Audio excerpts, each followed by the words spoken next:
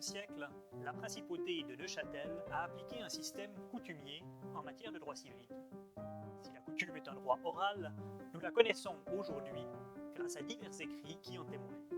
Neuchâtel ne s'est jamais doté d'un coutumier officiel. Plusieurs tentatives ont eu lieu dès le début du XVIIe siècle, mais aucune n'a abouti. Le meilleur moyen de se plonger dans ce droit est de s'intéresser aux points de coutume contenus dans les déclarations du Conseil d'État. Les coutumiers privés ne sont que des réorganisations de ces points de coutume, avec souvent des ajouts de droit romain et parfois quelques emprunts à des droits étrangers. Le principe coutumier est le suivant. Une manière collective d'agir, répétée suffisamment, forme un usage.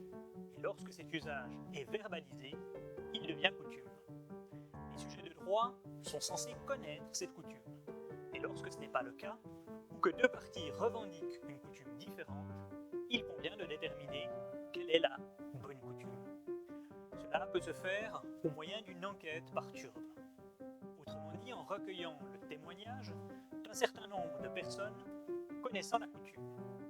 Ou comme dans le cas de Neuchâtel, il existe une autorité coutumière à laquelle il est possible de s'adresser. À Neuchâtel, cette autorité est le conseil étroit, qui en sa qualité de gardien de la coutume peut déclarer des points de coutume. Ces déclarations ont lieu à la demande d'une partie, des représentants d'une partie ou même du juge. La demande peut être faite par écrit ou par oral et la déclaration peut également être rendue par écrit ou par oral. Lorsqu'un ou plusieurs points de coutume étaient rendus, le conseil étroit consignait sa déclaration dans ses procès-verbaux afin d'y revenir si la même question survenait des années plus tard. Afin de faciliter la recherche de points de coutume ayant déjà été déclarés, le conseil étroit ordonna vers 1629 la rédaction d'un coutumier de la ville. Il s'agit d'un document administratif dans lequel toutes les déclarations de coutume sont reportées depuis les manuels.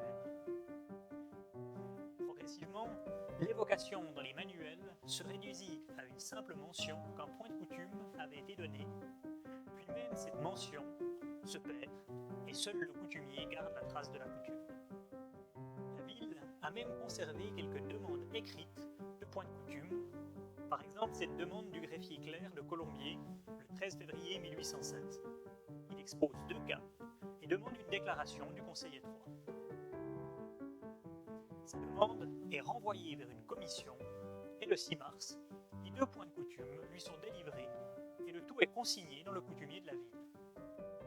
La déclaration lui est envoyée par le secrétaire, signée avec le sceau de la mairie et justice de la ville de Neuchâtel.